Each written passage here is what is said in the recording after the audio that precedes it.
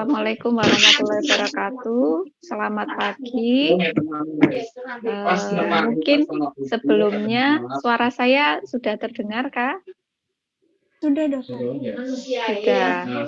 Ya, mungkin ini karena di saya juga terdengar banyak suara lain yang sedang berbicara.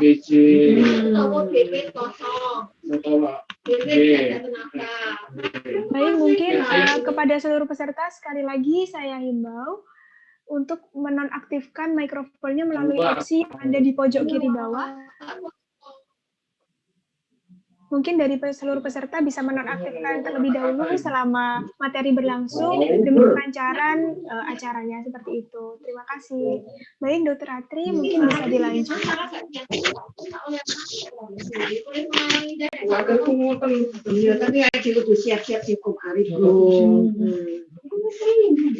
Baik, bismillahirrahmanirrahim.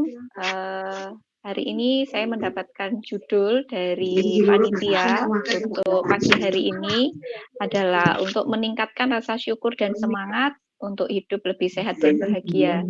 Kaitannya mungkin pada saat ini kita sedang menjelang ini ya, sedang menjelang tahun yang baru, tahun Masehi yang baru. Dan di sini diharapkan kita, teman-teman dari ini ya, para hita dan kita semua bisa memiliki semangat yang baru untuk hidup yang memang lebih baik dari yang sebelumnya, yaitu lebih sehat dan juga bahagia. Baik, jadi di sini ada dua kata yang dikaitkan, yaitu tentang syukur dan semangat, yang mungkin akhirnya di sini saya kaitkannya adalah dengan spiritualitas. Jadi spiritualitas itu juga cukup erat ya kaitannya dengan kesehatan. Mungkin bisa digeser slide-nya. Jadi spiritualitas ini kaitannya sebenarnya cukup banyak ya dengan kesehatan. Dan sebenarnya sejak awal itu banyak dikaitkan dengan kesehatan mental. Dan kita tahu bahwa kesehatan itu secara global bukan hanya fisik saja, tetapi mental itu juga memiliki peran yang besar untuk kesehatan, ada kaitannya juga dengan kesehatan fisik, meskipun sampai saat ini belum ada data secara global ya, bagaimana sih ukuran spiritualitas dengan kesehatan itu. Tapi memang banyak klien kesehatan ya, pasien ataupun yang lain maupun profesional kesehatan yang menganggap bahwa spiritualitas itu adalah suatu bagian yang melekat dari kesejahteraan seseorang dan juga kehidupan mereka secara umum. Dan tadi syukur dan juga semangat itu sepertinya sangat terkait dengan spiritualitas seseorang. Spiritualitas sendiri itu apa sih? Bisa dilihat di slide selanjutnya.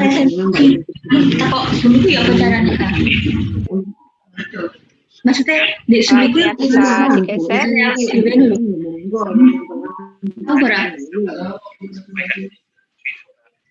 Baik, dari ini ya, dari kamus Merriam-Webster itu disebutkan bahwa spiritualitas itu adalah kepekaan atau keterikatan pada nilai-nilai agama.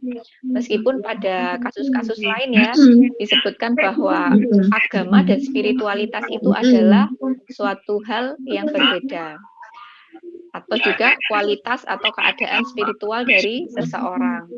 Kalau dari Kamus Besar Bahasa Indonesia disebutkan bahwa spiritual itu berhubungan dengan atau bersifat kejiwaan yang kaitannya dengan rohani atau batin. Baik, ini sepertinya dari panitia menyebutkan bahwa tidak bisa ada kendala, tidak bisa memilih seluruh peserta. Mungkin Bu Cici Sri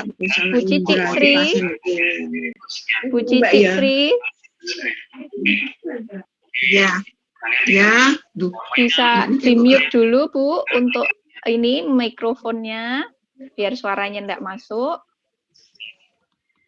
Nanti membacakan sambil melihat PowerPoint.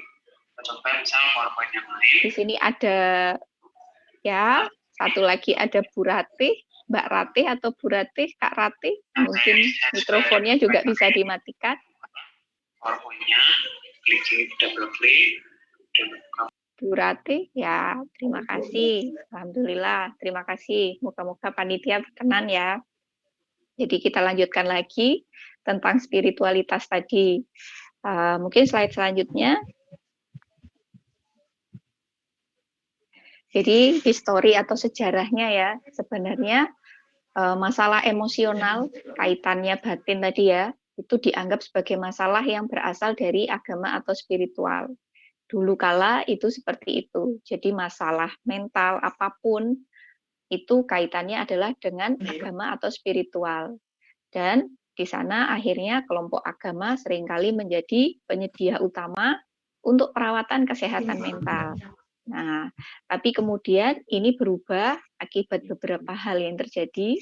Misalnya di abad 16 terjadi reformasi ini ya, reformasi kalau di pelajaran sejarah sebenarnya bukan hanya secara agama tapi negara waktu itu di Eropa gitu ya, revolusi di Eropa sehingga terjadi reformasi Protestan, terjadi pemecahan beberapa agama dan juga ilmu pengetahuan yang akhirnya juga timbul sekulerisme hasil revolusi ilmiah dan juga akhirnya dipisahkan ya bahwa ternyata terpisah loh antara ilmu pengetahuan kedokteran dengan masalah dengan agama seperti itu. Bahkan ada juga tulisan dari Sigmund Freud. Sigmund Freud ini seorang ahli ini juga ya profesional di bidang kesehatan mental. Karena dia ateis, dia menyebutkan bahwa agama atau spiritualitas itu sebagai suatu tanda neurosis bahwa seseorang itu memiliki masalah. Sehingga disitulah dipisahkan antara yang namanya spiritualitas atau agama, religiusitas itu dengan kesehatan. Yang mana di awal abad 20 tadi ya dipandang sebagai hal yang terpisah dan antitesis seperti itu. Dilanjutkan masih tentang sejarah berikutnya. Slide. Tapi kemudian berkembang lagi beberapa dekade terakhir ini terjadi kembali perubahan besar pada kaitan antara spiritualitas dan kesehatan mental. Jadi apa iya gitu, keduanya itu adalah hal yang terpisah. Ternyata akhirnya setelah penelitian tentang agama, spiritualitas, kaitannya dengan kesehatan itu terus bertambah, akhirnya mulai banyak lagi data-data bahwa spiritualitas itu merupakan faktor pelindung, tapi di beberapa penelitian juga menjadi faktor risiko. Pendekatan terapi terkait spiritualitas, terkait mindfulness gitu ya. Akhirnya sekarang justru menjadi arus yang banyak berkembang, arus utama yang banyak berkembang. Meskipun sampai saat ini belum ada konsensus profesional yang memegang yang kompetensinya adalah tentang spiritualitas, itu siapa sih? Itu belum ada. Dan stigma kesehatan mental itu juga seringkali masih dikaitkan erat dengan persoalan agama. Meskipun kita tahu masalah mental itu faktornya banyak, nggak cuma masalah spiritualitas saja, tapi ternyata juga ada faktor biologi. Secara biologis juga bisa muncul kesehatan mental, misalnya ya. Kemudian secara masalah yang lain, psikososial, itu juga bisa menimbulkan suatu persoalan. Selanjutnya,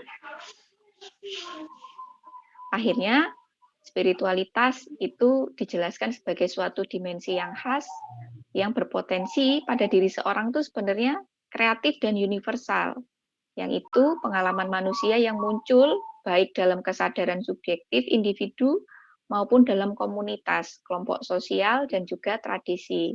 Ini mungkin dialami sebagai hubungan dengan apa yang dirasakan di dalam. Jadi ada kaitan spiritual itu pasti ada kaitan dengan perasaan kita, imanen dan pribadi di dalam diri dan orang lain atau sebagai hubungan dengan apa yang sepenuhnya lain. Jadi bukan kita tentang diri kita saja, tapi seperti ada suatu transendensi. Itu adalah suatu perasaan yang fitrah dan di luar diri. Ada sesuatu yang lebih agung untuk kaitkan dengan hati kita, dialami sebagai hal yang mendasar atau paling penting, dan karena itu berkaitan dengan masalah makna dan tujuan dalam hidup, kebenaran, dan juga nilai. Jadi spiritualitas itu erat kaitannya dengan tujuan hidup. Ketika kita memegang teguh nilai spiritualitas, maka ada tujuan yang akan kita capai. Ada harapan yang kita kejar, seperti itu. Selanjutnya, ini adalah beberapa contoh bukti dari 3.300 studi dari tahun 32 sampai 2010, kaitannya tentang agama dan kesehatan. Dalam studi RS itu religiositas dan spiritualitas dan depresi, ternyata ditunjukkan bahwa ada loh perbaikan gitu ya. Jadi depresi itu 6 dari 10 orang yang depresi, katakanlah seperti itu, akan membaik ketika spiritualitasnya ditingkatkan. Hal yang sama justru lebih banyak lagi ya pada orang dengan keluhan ide bunuh diri, 75% ya, jadi 3 dari 4 orang yang spiritualitasnya meningkat, maka dia akan membaik gitu. Juga di sini tentang kecemasan 49%, tentang penggunaan alkohol, dan juga zat lain. Jadi ini hanya beberapa contoh bukti bahwa ternyata spiritualitas itu bisa memperbaiki kondisi kesehatan seseorang. Selanjutnya, dan di sini kita membahas adalah tentang syukur.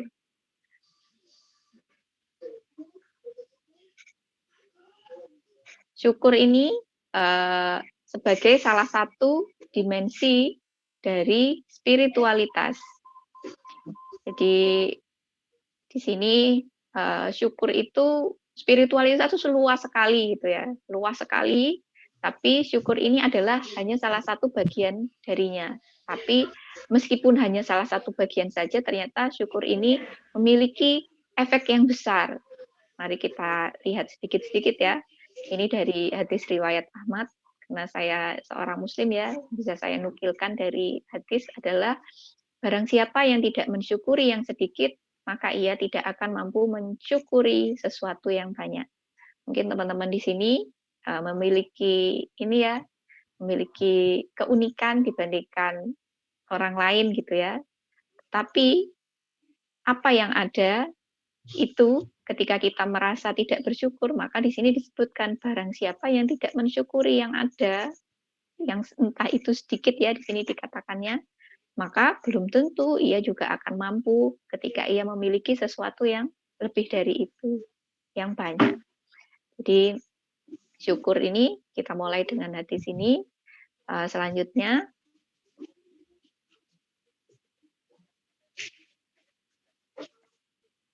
dan disebutkan bahwa ternyata kalau kita bilang syukur itu seperti apa sih? Syukur apakah mengucap terima kasih, apakah mengucap alhamdulillah gitu, atau ucapan pujian lainnya gitu ya. Ternyata di sini disebutkan syukur itu tidak cuma ucapan itu tadi, tetapi itu hanya tahap pertamanya.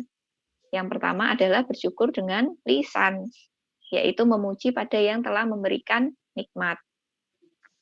Sedangkan tahap berikutnya tidak hanya berhenti di situ, adalah kita menunjukkan syukur kita dengan semua yang kita miliki, dengan semua anggota badan kita. Membalas nikmat dengan sesuatu yang pantas. Dan orang yang banyak bersyukur adalah orang yang mencurahkan usahanya dalam menunaikan rasa syukur dengan hatinya, dengan lisannya, dan juga anggota badannya dalam bentuk meyakini dan mengakui.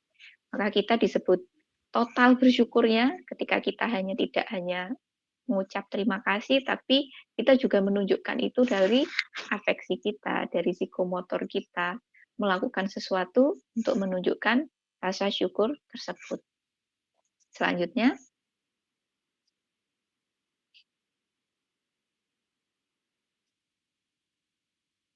ternyata disebutkan juga ada rukunnya loh. Rukun itu sesuatu yang harus dipenuhi agar itu memang disebut dengan syukur gitu ya. Jadi ternyata agar yang kita lakukan itu adalah mensyukuri gitu ya. Ternyata yang pertama itu kita harus mengakui bahwa nikmat yang datang itu bukan berasal dari kita sendiri, tapi itu berasal dari Allah. Jadi misalkan kita mampu, misalkan kita bisa melalui sesuatu gitu ya, itu karena kita dimampukan, karena kita dikuatkan oleh tadi sesuatu yang jauh lebih agung dari kita. Ini berasal dari Allah. Kemudian yang kedua adalah memuji Allah atas nikmat tersebut. Jadi tadi ya dengan lisan, alhamdulillah, atau terima kasih ya Allah, dan sebagainya gitu ya. Dan yang ketiga adalah kita memiliki harapan bahwa nikmat yang tadi datang ke kita itu akan menjadikan kita lebih taat. Bagaimana caranya tadi? Yaitu kita wujudkan dengan perbuatan. Kita wujudkan dengan sesuatu yang tidak hanya dari lisan saja, bahkan lebih dari itu. Dari hati dan juga dari perbuatan. Selanjutnya, nah, yang seringkali ini ya, seringkali kita kadang-kadang lalai, kita menganggap nikmat itu hanya nikmat yang poin 1 saja. Tuh. Nikmat yang poin 1 ini adalah nikmat yang nampak di mata hamba. Jadi nikmat yang memang sudah datang di kita, yang sudah kelihatan barangnya, bisa dirasakan, itu yang biasanya mudah untuk kita syukuri gitu ya. Jadi misalnya udah dapat makanan gitu ya. Makanan yang kita lihat itu adalah yang kemudian kita mampu syukuri karena kita lihat. Misalnya penghasilan yang masuk ke rekening gitu ya. Karena dia sudah kita bisa lihat, kita bisa nampak itu, maka biasanya kita akan insya Allah lebih mudah untuk syukuri. Tapi ada juga nikmat yang nomor 2 dan nomor 3 yang seringkali kadangkala kita lupa, kita tidak terlalu mudah untuk mensyukurinya. Yang kedua adalah nikmat yang diharapkan kehadirannya. Jadi mengharap-harap sesuatu itu ternyata juga salah satu kenikmatan juga. Jadi kita pengen mencapai sesuatu, kita pengen mempunyai keadaan yang lebih baik, entah itu dalam dalam kesehatan kita, dalam sosial kita dan sebagainya. Karena apa? Asalkan apa gitu ya, asalkan tadi memang ada usaha yang dilakukan, maka itu termasuk nikmat. Karena kita dimampukan untuk melakukan sesuatu dan sebagainya. Jangan lupa itu juga nikmat yang perlu kita syukuri.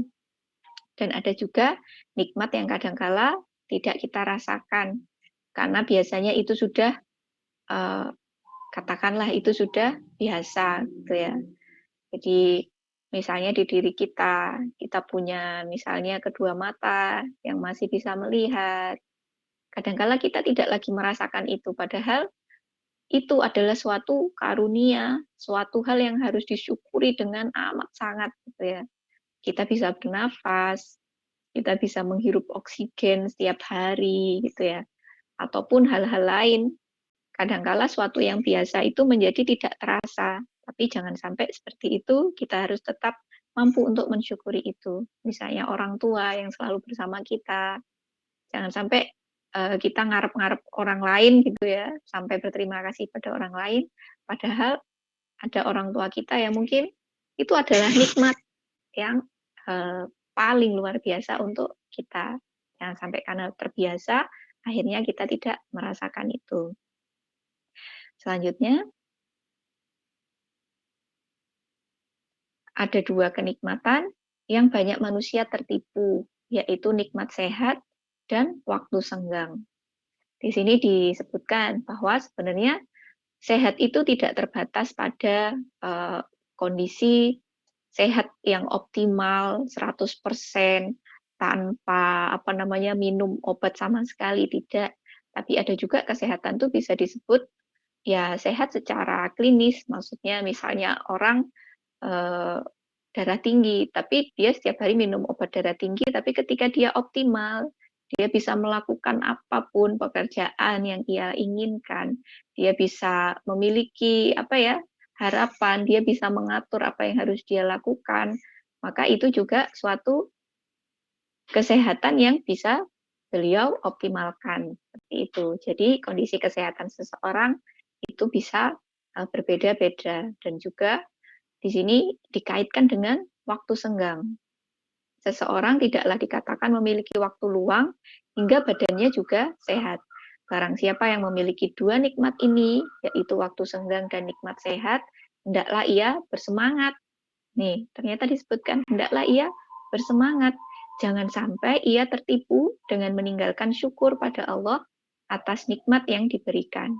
Bersyukur adalah dengan melaksanakan setiap perintah dan menjauhi setiap larangan Allah. Barang siapa yang luput dari syukur semacam ini, maka dialah yang tertipu. Tuh. Jadi ketika kita miliki waktu, kita miliki kemampuan untuk melakukan apapun sesuai dengan kondisi kesehatan kita, maka disitulah kita harus bersemangat. Selanjutnya,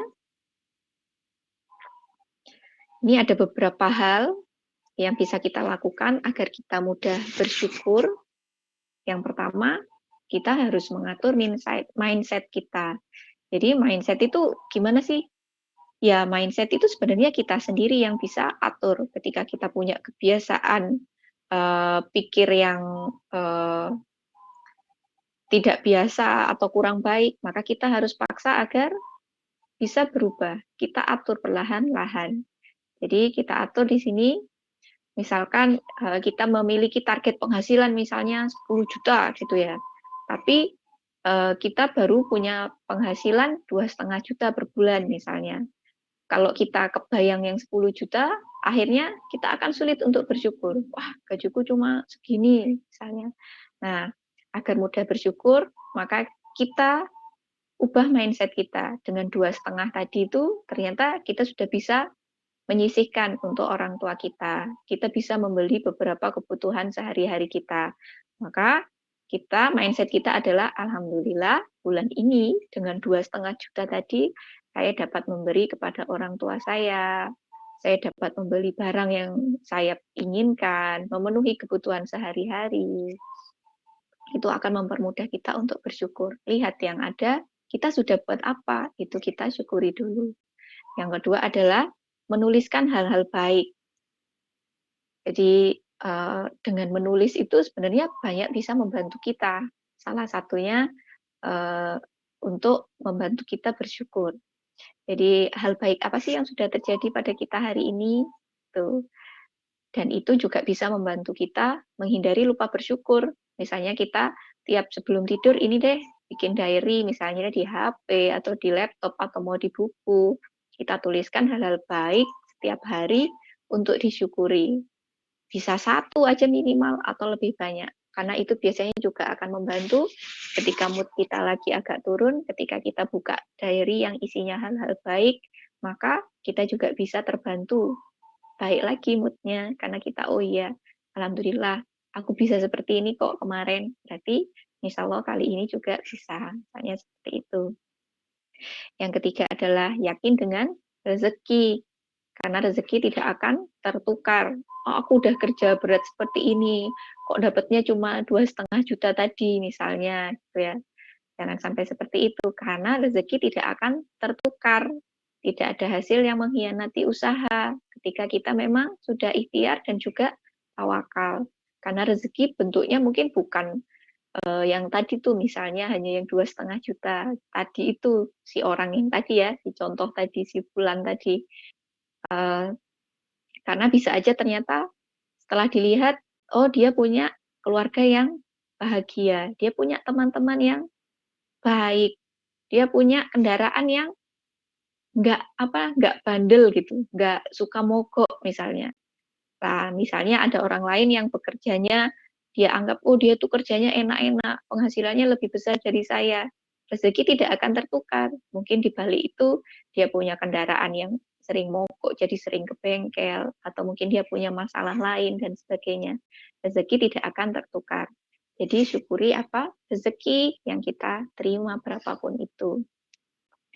Mindful ini adalah berada pada saat ini. Kita berada pada saat ini, tidak berada di masa lalu maupun di masa yang akan datang. Misalnya berandai-andai, kalau aku dulu seperti ini, mungkin sekarang aku nggak seperti ini, atau seperti apa ya, berandai-andai, atau masa depan yang diandaikan, wah andaikan nanti aku bisa seperti ini dan itu. Tapi justru syukur itu didapatkan ketika kita mindful. Dan tadi di depan sempat disebutkan, mindfulness itu adalah salah satu psikoterapi yang sekarang banyak dipakai di seluruh dunia ya. Itu untuk membantu orang menyelesaikan masalah emosionalnya. Jadi mindfulness untuk melatih seseorang merasa berada pada saat ini sehingga mampu lebih mengoptimalkan apa yang dia miliki. Masih ada lagi tips-tips agar mudah bersyukur di slide selanjutnya, yaitu mampu menerima. Ada hal yang tidak bisa kita ubah. Kalau hal itu bisa kita ubah, lebih baik, mungkin oke. Tapi ada hal yang mungkin tidak bisa kita ubah. Kondisi kesehatan tertentu, mungkin sifat fisik tertentu, atau hal yang lain.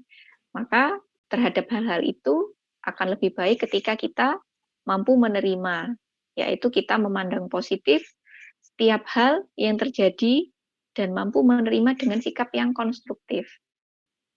Jadi kita jadikan itu sebagai suatu hal, gimana sih agar tetap optimal. Mungkin Allah punya rahasia kenapa aku seperti ini gitu. Mungkin karena di sini aku kurang, aku punya kelebihan di yang lain dan sebagainya. Mampu menerima itu dengan positif dan konstruktif. Kurangi mengeluh. Kenapa? Karena kalau keluhan itu mendominasi isi pikiran, bisa-bisa kita merasa terkabutkan ya oleh bayangan semu dari keluhan-keluhan tadi, yang akhirnya mengkerdilkan potensi yang sebenarnya kita miliki. Oh, aku nggak bisa kok, aku nggak bisa. Yang sampai akhirnya kita tertipu, kita jadi benar-benar merasa nggak bisa. Padahal awalnya cuma mengeluh aja. Bisa sih, cuma ya males misalnya gitu ya. Akhirnya dengan keluhan, akhirnya kita terkerdilkan. Maka kita kurangi mengeluh agar lebih mudah bersyukur. Kurangi komparasi, membanding-bandingkan diri dengan orang lain, apalagi sekarang zamannya medsos ya. Jadi bisa membandingkan dengan orang yang mungkin secara sosial ekonomi dan lain-lain ya, jauh berbeda dengan kita tapi ingin seperti dia. Maka itu menjadi sesuatu yang aneh, yang tidak mungkin gitu ya, yang justru bisa mengurangi rasa syukur. Jadi kita kurangi aktivitas membanding-bandingkan, mungkin dengan apa ya, dengan artis atau dengan apa. Ya, jadi kita bisa lebih bersyukur.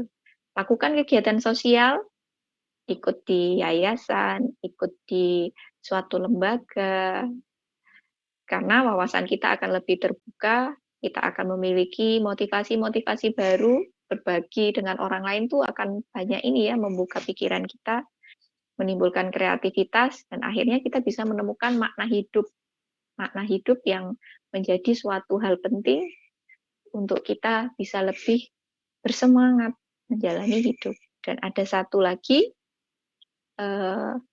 tips agar mudah bersyukur, yaitu di slide selanjutnya, meningkatkan keimanan. Jadi dengan kita meningkatkan keimanan, insya Allah syukur itu juga menjadi lebih mudah.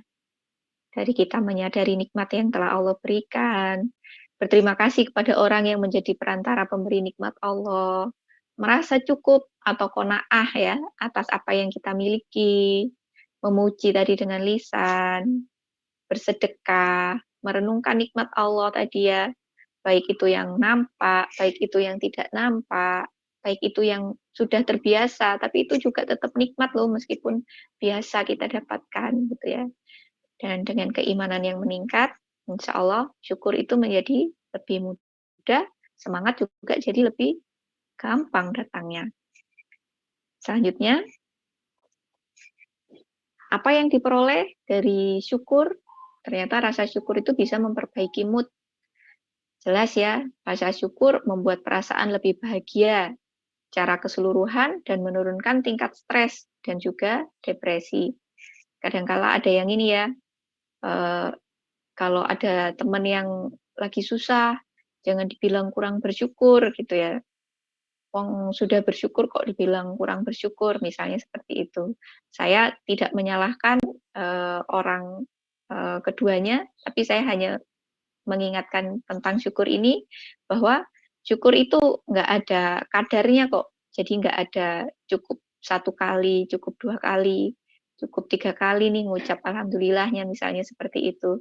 Tapi syukur itu bisa sebanyak-banyaknya. Jadi nggak ada salahnya ketika kita terus menambah lagi wujud rasa syukur kita, baik itu dengan lisan tadi maupun yang kedua ya tadi dalam bentuk perbuatan kita. Dan dengan rasa syukur ternyata mood bisa membaik. Kita juga jadi lebih optimis, yang ini kaitannya banyak dengan semangat tadi. Penelitian menunjukkan bahwa mereka yang mengungkapkan rasa syukur secara teratur memiliki pandangan hidup yang lebih positif. Ada juga benefit sosialnya, merasa lebih dicintai dan lebih terhubung dengan orang lain dalam hidup mereka ketika mereka merasakan syukur. Dan juga kesehatan fisik, syukur dalam perbuatan tadi ya, maka kita akan makan dengan lebih baik, dan juga kita menjaga kesehatan fisik ya, misalnya berolahraga sesuai dengan kemampuan kita, memperbaiki kualitas tidur, dan juga akhirnya sistem imun tubuh akan baik, akhirnya kesehatan fisik juga baik dengan syukur. Karena syukur ternyata nggak cuma dari lisan, syukur juga kita tunjukkan dengan perbuatan, yang insya Allah akhirnya kesehatan bisa terpelihara dengan lebih baik. Selanjutnya, ini sebagai penutup ya, kita harus percaya bahwa syukur itu akan terus menambah nikmat. Syukur tidak akan mengurangi apapun. Syukur tidak akan menyebabkan kerugian, tapi syukur akan terus menambah nikmat. Jika kalian mau bersyukur, maka aku sungguh akan menambah nikmat bagi kalian. Di surat Ibrahim ayat 7 gitu ya. Jadi kita bersyukur dengan yang tadi, yang 2,5 juta tadi, si fulan yang gajinya 2,5. Ketika 2,5 disyukuri, mungkin Allah juga akan, oh 2,5 itu disyukuri kok, seneng ya. Kalau kita misalnya memberi pada misalnya adik kita nih, kita beri apa, dia kok terlihat bahagia banget gitu ya. Kita memberi mainan kecil, dia terlihat bahagia banget. Maka kita kan senang, oh senang ya dia diberikan mainan, gitu, responnya baik. Maka kita biasanya akan jadi pengen memberi lagi, karena kita senang melihat respon itu.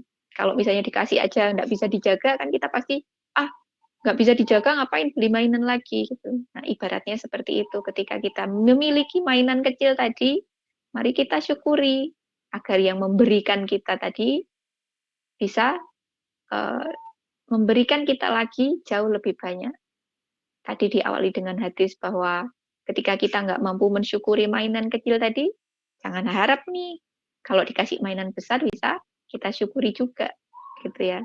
Maka kita syukuri keadaan kita pada saat ini, kita tunjukkan dengan lisan dan juga perbuatan kita dalam berbagai bentuk kebaikan. Mungkin itu dari saya tentang syukur dan semangat. Moga-moga bisa ini ya, bisa membantu kita untuk lebih mudah bersyukur. Entah mungkin di tiap diri kita punya masalah, punya kekurangan, punya keadaan yang tidak terlalu nyaman, tapi dari semua itu pasti ada yang bisa kita syukuri. Mari kita haturkan syukur kita sebanyak-banyaknya agar kita juga memperoleh nikmat yang lebih banyak lagi. Mungkin itu dari saya kembalikan kepada panitia. Assalamualaikum warahmatullahi wabarakatuh. Waalaikumsalam warahmatullahi wabarakatuh.